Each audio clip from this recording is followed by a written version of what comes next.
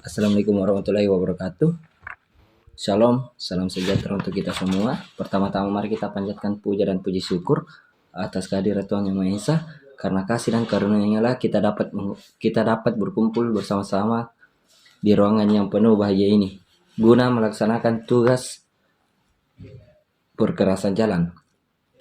Lanjut ke tahap selanjutnya, tahap di mana kita akan membahas poin-poin penting dari perkerasan jalan, baik dari Bina Marga maupun metode analisa komponen.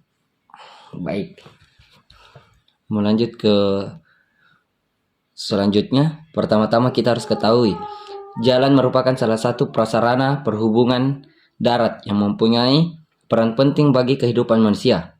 Selain perencanaan geometrik jalan, perkerasan jalan merupakan bagian dan perencanaan jalan yang harus direncanakan secara efektif dan efisien.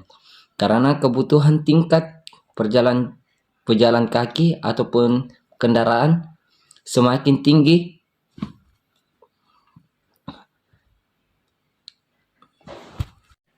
Jadi kita masuk di metode analisa komponen atau kita sebut dengan SNI 1732 garis mendatar 1989 F, yang dimana metode ini sebenarnya mirip dengan metode ASTO 1972, namun memiliki beberapa perbedaan yang mencolok. Diantaranya salah satunya itu pada metode ASTO 1972 terminal serviceability index-nya itu adalah 2,0 atau 2,5, sedangkan kalau metode analisa komponen SNI 1972 1989 F, yang dimana indeks permukaan akhirnya itu terdiri dari 1, 1,5, 2,0 dan 2,5. Nah, beberapa poin penting yang harus dicari sebelum melakukan metode analisa komponen yaitu pertama kita cari beban lalu lintasnya, setelah itu LHR atau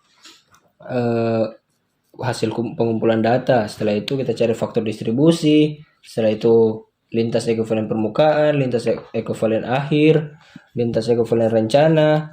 Lalu setelah diketahui semuanya, kita berangkat di daya dukung tanah dasar, yang dimana daya dukung tanah dasar ini kita cari untuk menentukan nilai CBR juga. baik. Lanjut ke perhitungan tebal pelat Bina Marga 2017. Adapun beberapa langkah-langkah dalam perencanaan tebal pelat untuk metode Bina Marga 2017, yaitu 1. Menentukan nilai CBR tanah dasar. Yang kedua, perkiraan distribusi sumbu kendaraan niaga dan jenis beban sumbu sesuai dengan LHR. Yang ketiga, menentukan CBR. Yang keempat, pilih faktor keamanan. Yang kelima, taksir tebal pelat. Selanjutnya, menentukan faktor krosi dan tegangan pada sekap jenis sumbu. Selanjutnya, tentukan jumlah repetisi izin untuk setiap sumbu beban menggunakan Erklilan. Terus yang selanjutnya, total titik dan kerusakan krosi dihitung berdasarkan komposisi lalu lintas selama umur rencana. Jika kerusakan titik atau krosi lebih dari 100% tebal taksian, maka dinaikkan dan persis perencanaan diulang. Nah, sedangkan di metode analisa komponen, yang dimana tebal perkerasan dibutuhkan dipengaruhi oleh kinerja struktur perkerasan yang diharapkan pada saat jalan dibuka untuk melayani arus lalu lintas selama umur rencana dan kondisi kinerja perkerasan di akhir umur rencana. Kinerja struktur perkerasan dinyatakan dengan indeks permukaan atau IP yang memiliki pengertian sama dengan serviceability index yang saya sebutkan tadi di awal. Nah, di mana metode MAK atau MAK menentukan tebal minimal berdasarkan ITP. ITP itu apa? ITP itu adalah angka yang menunjukkan nilai struktural perkerasan jalan yang terdiri dari beberapa lapisan dengan mutu yang berbeda. Oleh karena itu, menentukan ITP diperlukan koefisien relatif, sehingga tebal pemetaan setiap lapisan setelah dikalikan dengan koefisien relatif dapat dijumlahkan. Jadi ITP dihitung seperti pada rumus berikut, yaitu ITP sama dengan A1D1 ditambah A2D2 ditambah A3D3, yang dimana A1 itu koefisien kekuatan relatif lapis pondasi, A2 itu koefisien kekuatan relatif lapis A1 itu koefisien kekuatan relatif lapis permukaan, A2 koefisien kekuatan relatif lapis pondasi, kalau A3 koefisien kekuatan relatif lapis pondasi bawah. Kalau D1 itu tebal lapis permukaan, D2 tebal lapis pondasi, D3 tebal lapis pondasi bawah. Baik, lanjut ke metode analisa dari Pinamarga 2017. Untuk pelaksanaan analisa ini penting menggunakan data primer yang didapat dan dari mulai nilai DCP dan data jumlah kendaraan dari survei langsung di lapangan. Adapun tujuan lokasi penelitian atau ketika mempraktikkan itu bisa melihat dari beberapa aspek, mulai mungkin dari kepadatan lalu lintas dan lain sebagainya. Lanjut, adapun tahap-tahap dalam penelitian atau dalam analisa, salah satunya itu ketika masuk di tahap 1, kegiatan mengumpulkan data primer. Yang masuk ke tahap 2 merupakan perhitungan tebal ringgit perfectment pada ruas jalan. Yang ketiga, membandingkan tebal perkerasan hasil perhitungan dan metode Binamarga 2017.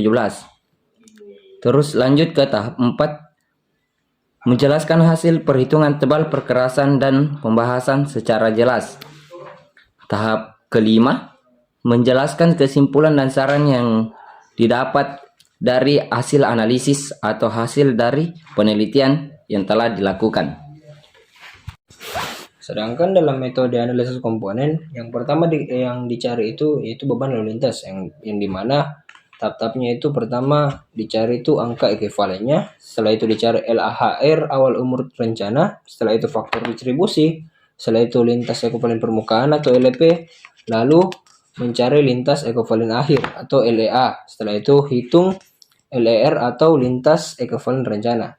Setelah mendapatkan beban lalu lintas, kita cari itu daya dukung tanah atau DDT, yang dimana dinyatakan dengan parameter daya dukung tanah dasar yang merupakan korelasi dari nilai CBR.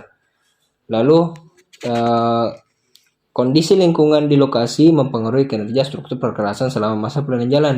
Nah, di situ digunakan parameter penunjuk kondisi lingkungan sesuai dengan faktor regional atau FR, yang dimana kondisi lingkungan yang mempengaruhi kinerja perkerasan jalan seperti curah hujan dan iklim tropis, elevasi muka air tanah, dan sebagainya.